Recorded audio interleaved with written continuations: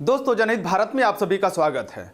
दोस्तों, आज हम बात करेंगे मोदी सरकार के वादों के उन असफलताओं के विषय में जो उन्होंने 2014 और 2019 के लोकसभा चुनाव के दौरान देश की जनता से किया था। और यह भी जानेंगे कि क्या उन्हीं असफलताओं को छिपाने के लिए मोदी सरकार राम मंदिर को अपना सुरक्षा कवच बना रही है, क्योंकि श्री राम का सम्मान हर जाति, हर धर्म और हर संप्रदाय के लोग या तो भगवान के रूप में करते हैं या पुरुषोत्तम श्री राम के रूप में करते ही हैं। और श्री राम का जीवन चरित्र ही ऐसा है कि उनका सम्मान न करने का कोई कारण भी नहीं है। और यह सम्मान बीजेपी पार्टी के आने से पहले भी होता था और आगे भी होता रहेगा, क्योंकि यह एक आस्था की बात है। और यदि देश की जनता का आस्था पहले से ही श्री राम में है तो मोदी सरकार नए सिरे से राम मंदिर के मुद्दे को क्यों उछाल रही है। और राम मंदिर को लेकर जो परिस्थितियां वर्तमान में देश के अंदर बन रही है, कहीं ऐसा ना हो कि जो बीजेपी श्री राम के सहारे अधूरे मंदिर में प्राण प्रतिष्ठा करके वोट हासिल करना चाहती है, वहीं श्री राम बीजेपी को सबसे बड़ा आघात न पहुंचा दे। क्योंकि जिस प्रकार प्रधानमंत्री मोदी को लोकप्रिय बनाने के लिए साधु संतों और शंकराचार्य के बीच फूट डालने की कोशिश की जा रही है, ऐसा हिंदू धर्म के इतिहास में कभी भी नहीं हुआ। और यह आरोप शंकराचार्य खुद मोदी सरकार पर लगा रहे हैं कि यह गलत है, पाप है। और इतिहास में इन सारी बातों को लिखा जाएगा कि केवल राजनीतिक लाभ लेने के लिए बीजेपी और आरएसएस शास्त्रों को ताक पे रखकर एक अधूरे मंदिर में भगवान श्री राम की प्राण प्रतिष्ठा की। और जब शंकराचार्य मार्गदर्शन की कोशिश किए तो उन्हें न केवल अपमानित किया गया, बल्कि अन्य साधु संतों और शंकराचार्यों के बीच फूट डालकर एक दूसरे को दुश्मन बनाने की कोशिश भी की गई। दोस्तों, क्या मोदी जी ने ठान लिया है कि अब देश लोकतंत्र के आधार पर नहीं बल्कि धर्मतंत्र के आधार पर चलेगा? क्योंकि अगर ऐसा नहीं होता तो क्यों चुनाव जीतने के लिए केवल धर्म का ही सहारा लिया जाता?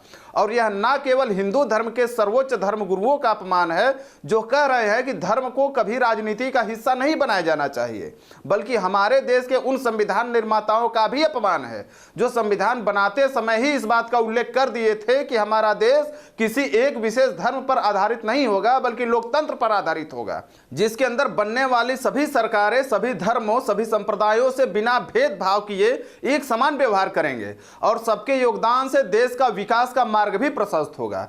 यह बात तो प्रधानमंत्री मोदी ने भी 2014 के लोकसभा चुनाव प्रचार के दौरान भी कहा था कि सबका साथ सबका विकास। 2019 में एक कदम और आगे बढ़कर प्रधानमंत्री मोदी ने कहा था कि सबका साथ सबका विकास सबका विश्वास।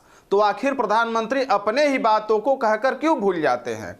और अब प्रधानमंत्री मोदी केवल हिंदुत्व के नाम पर ही अपनी पहचान बनाना चाहते हैं, ताकि धर्म के नाम पर ही सही लेकिन एक बार फिर ध्रुवीकरण करके सत्ता में आए। क्या प्रधानमंत्री की नज़र में अन्य वर्गों में विश्वास की कमी हो गई है? अगर हो गई है तो मोदी सरकार लोगों के मन में विश्वास क्यों नहीं बना पाई? जहां 2014 में प्रधानमंत्री मोदी काला धन, महंगाई, बेरोजगारी, मिनिमम गवर्नेंस, मैक्सिमम गवर्नमेंट और भ्रष्टाचार समाप्त करने के वादे के साथ सत्ता में आई थी, वह कौन सा वादा पूरा कर पाई? ना तो काला धन आ पाया, बल्कि बेरोजगारी भी 45 वर्षों के उच्चतम स्तर पर चली गई। प्रधानमंत्री मोदी का यह भी मानना था कि मंत्रिमंडल छोटा होने से देश का पैसा मंत्रियों पर कम खर्च होगा और काम ज्यादा होगा, लेकिन देश के मंत्रियों को तो छोड़िए, प्रधानमंत्री खुद जनता के पैसे से अपने लिए 8,000 करोड़ का विमान लेकर चल रहे हैं। चुनाव जीतने के लिए रेलवे स्टेशन, हवाई अड्डा और तमाम जगहों पर मोदी सेल्फी पॉइंट बना रहे हैं। क्या यह देश की जनता के पैसे की बर्बादी नहीं है? और प्रधानमंत्री मोदी जिस 2G स्पेक्ट्रम घोटाला, कोयला घोटाला, भ्रष्टाचार का आरोप कांग्रेस पर लगाया था, धीरे धीरे सभी आरोपी इससे बरी होते चले गए। इसका मतलब भ्रष्टाचार हुआ ही नहीं था।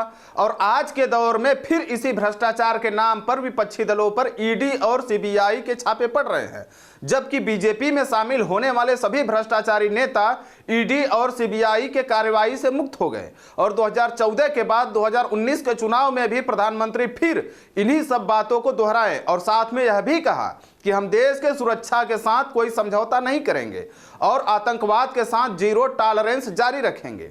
2019 के लोकसभा चुनाव में प्रधानमंत्री मोदी कश्मीरी पंडितों की वापसी की बात भी कहें, तटीय सुरक्षा को मजबूत करने की बात भी कहें और हर गरीब परिवार को एलपीजी मुहैया कराएंगे, यह बात भी उन्होंने कहा। और 2022 तक किसानों की आय दोगुनी भी कर देंगी, यह बात भी प्रधानमंत्री मोदी ने कहा। और इन सभी वादों को एक एक कर हम देखें तो चीन के द्वारा हजारों किलोमीटर की जमीन हड़प ली गई और उसकी सच्चाई देश के सामने नहीं आने दिया जा रहा है। कश्मीर को केंद्र शासित प्रदेशों का दर्जा देने के बाद भी वहां आतंकवाद जारी है। कश्मीरी पंडितों की वापसी के नाम पर भले ही बीजेपी की सरकार बन जाती है, लेकिन आज तक कश्मीरी पंडितों की वापसी नहीं हो पाई। तटीय सुरक्षा बल और समुद्री सुरक्षा के नाम पर श्रीलंका और मालदीव की स्थिति देख ही रहे हैं कि किस प्रकार छोटे छोटे देश भारत को आंख दिखाकर बात करने लगे हैं और ये देश चीन के पाले में भी चले गए।